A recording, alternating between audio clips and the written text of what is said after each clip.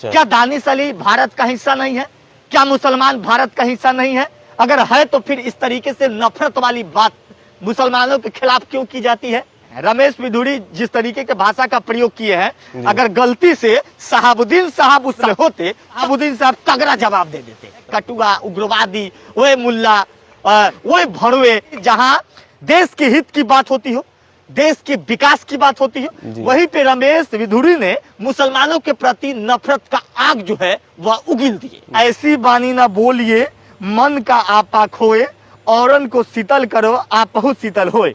अब सोचिए कि ऐसी बानी मत बोलिए भाई जिसे किसी दूसरे समुदायों को ठेस पहुंचे, किसी दूसरे जातियों को ठेस पहुंचे। ये सारी चीजों को देखकर तो मुझे लगा कि भारत में मुसलमानों के प्रति ऐसे लोग बहुत गंदा सोचते हैं, बहुत गंदा सोचते हैं। नमस्कार, मैं राजा बिहारी और हमारे साथ मौजूद है कैफी जी। हम इनसे बातचीत करेंगे संसद में हुए अशोभनीय भाषा को लेकर के। रमेश विधुड़ी द्वारा जो दानिश अली को अपशब्द किया गया, कहा गया मुल्ला कट्टर, क्या क्या न जाने क्या क्या बात कही गई। ये कैफी जी, आपको क्या लगता है कि जो प्रधानमंत्री मुसलमानों की बात करते हैं, पिछड़ों की बात करते हैं, उनके संसद द्वारा इस तरह मुसलमानों पे टिप्पणी करना क्या सही रहेगा और देश किस दिशा में जा रही है इसको लेकर के? आपने कहा कि देश के प्रधानमंत्री नरेंद्र मोदी जो है कि देश के मुसलमानों के प्रति काफी चिंतित रहते हैं जी, पसमंदा मुसलमान के खातिर काफी चिंतित रहते हैं जी। कई प्रजातियां, कई जातियां देश के प्रधानमंत्री नरेंद्र मोदी मुसलमानों के जो जात पात जो है उस पे गिनवा दिए।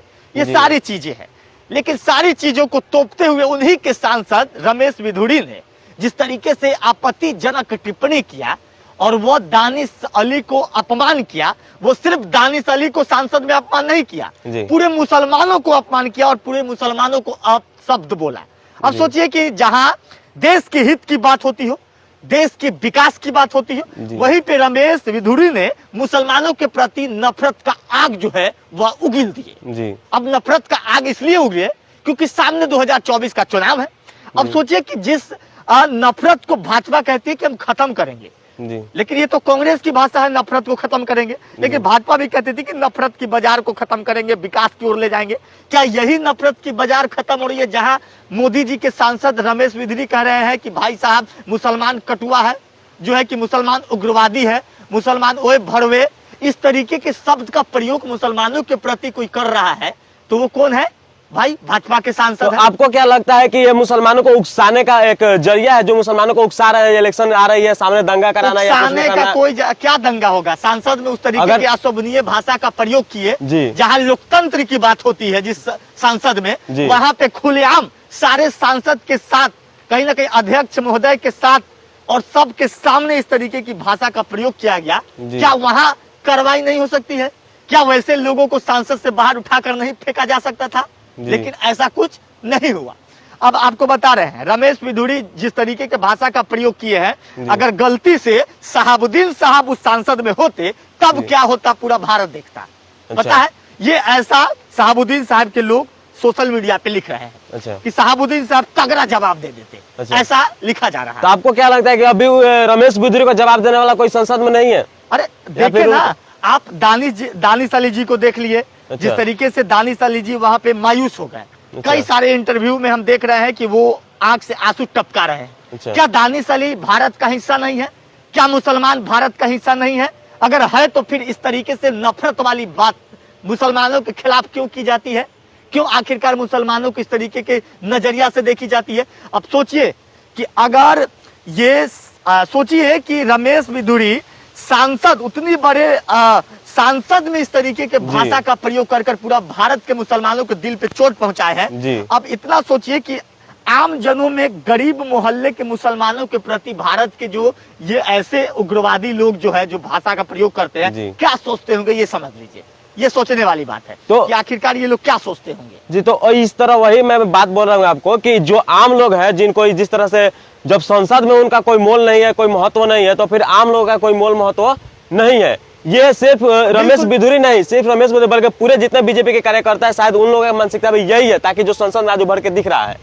बिल्कुल, आपने देखा कि जब रमेश विधुड़ी इस तरीके का अशोभनीय बात का प्रयोग कर रहे थे तो उनके साथ बिहार के एगो सांसद है, जी। रवि शंकर प्रसाद जो है वो भी एकदम हंस रहे हैं, जी। एक और सांसद ठीक उनके बाजू में बैठे हुए थे वो भी हंस रहे हैं। जी। ये सारी चीजों को देखकर तो मुझे लगा कि भारत में मुसलमानों के प्रति ऐसे लोग बहुत गंदा सोचते हैं, जी। बहुत गंदा सोचते हैं। और सोचिए कि एक सांसद में बैठकर इस तरीके का भाषा का प्रयोग रमेश बिधूरी कर रहे हैं, कटुआ, उग्रवादी, वह मुल्ला, वही जिहादी, वही इस तरह का बहुत सारा दिखाते हैं आपको, हम बहुत सारे उनके लैंग्वेज है, वही भड़वे, इस तरीके के भाषा का प्रयोग संसद में बैठकर भाजपा के सांसद करता है। तो सोचिए कि भारत के मुसलमानों के प्रति इन लोगों का जो मानसिकता है वो क्या रहता होगा, किस तरीके से घटिया ये लोग सोचते होंगे। जब सांसद में बैठकर मुसलमानों को अपमान ये लोग कर रहे हैं तो सोचिए कि सांसद से बाहर आकर इन लोगों का जो गेम प्लान बनता होगा वो गेम प्लान मुसलमानों के खिलाफ कितना गंदा बनता होगा, ये सोचने वाली बात है। एक और बात है कि आखिर क्या ऐसी बात है कि भारत में मुसलमानों को ये साबित करना पड़ता है कि हम मुसलमान हैं, हम भारतीय हैं, हम हिंदुस्तानी हैं, हम भी देश के निवासी। कौन सी ऐसी राजनीति है जिसको वजह से हर बार मुसलमान को टारगेट किया जाता है, आतंकवादी कहा जाता है कि मुसलमान कहते नहीं हम भारत वाले हैं, हम देशवासी हैं, हम इंडियन है? क्या है ऐसे होता है? कुछ नहीं काहे, यहाँ पे कौन साबित करते हैं कि हम यहाँ भारत के हर बार पैदा लिए हैं तो भारत का ही मुसलमान होगा ना जी। लेकिन हर बार मुसलमानों का आतंकवादी क्यों कहा जाता है? मुसलमान होगा ना, क्यों कहा जाता है हर बार मुसलमानों का आतंकवादी क्यों कहा जाता है? मुसलमान आतंकवादी है ये तो बैठे सत्ता में बैठे लोगों को सोचनी चाहिए। जहाँ पे लोकतंत्र की बात हो रही है वहीं पे मुसलमानों को अपमान कर रहे हैं और उनको और भी जो है कि बैठाया जा रहा है, उनको तो बाहर करनी चाहिए सांसद से, लेकिन बाहर नहीं किया जाता है। तो आपको क्या लगता है इस पर भी कार्रवाई होगी? कहीं ना कहीं देश में ये सब सांप्रदायिक तरीके से ये लोग चाहते हैं कि हम देश को चलाएं। अच्छा। और इसका जीता जागता उदाहरण जो है ये आपने देख लिया संसद में, जिस तरीके से उस तरीके का अपशब्द भाषा का प्रयोग किया गया। अभी तक रमेश बिधूरी पे कोई कार्रवाई नहीं किया गया है, क्या आपको क्या लगता है? शोकॉज किया गया है, उनसे मांगी गई इस तरीके की भाषा क्यों बोले। अच्छा। और आइंदा इन फ्यूचर में कभी इस तरीके का भाषा का प्रयोग नहीं किया जाए, जिसको लेकर जो है कि अध्यक्ष जो है वो नोटिस जारी किए। इस तरीके की चीजें जो है उनके खिलाफ में जो है हुआ है। लेकिन आखिरकार मैं पूछना चाहता हूं सांसद महोदय से कि आखिरकार बताइए कि आपने सांसद में बैठकर मुसलमानों के प्रति इतना नफरत वाली जो सांप्रदायिक जो बातें हैं वो कहां से लाए, आखिरकार क्यों लाए? अब सोचिए सांसद में बैठकर एक मुसलमान को आपने अपमानित नहीं किया है, ना जाने पूरे भारत के मुसलमानों को आपने अपमानित किया है। तो ये चीजों को समझना होगा, क्योंकि हमें नहीं लगता है कि ऐसे लोग भारत को आगे लेकर जाएंगे। भारत जहां एक आपको हम बानी याद दिलाते हैं, ऐसी बानी ना बोलिए मन का आपा खोए, औरन को शीतल करो आप बहुत शीतल होए। अब सोचिए कि ऐसी बानी मत बोलिए भाई जिसे किसी दूसरे समुदायों को ठेस पहुंचे, किसी दूसरे जातियों को ठेस पहुंचे। और कहीं ना कहीं यही काम रमेश बिधूरी ने कर दिया है, सीधे इसके अपोजिट। और इन्होंने ऐसी वाणी को दिया है जिसे पूरे भारत का मुसलमान कहीं ना कहीं सोचने पे मजबूर है कि आखिरकार हम कौन से भारत में जी रहे हैं जहाँ पे हमारे ही भाई लोग इस तरीके का भाषा का प्रयोग कर रहे हैं। सोचिए।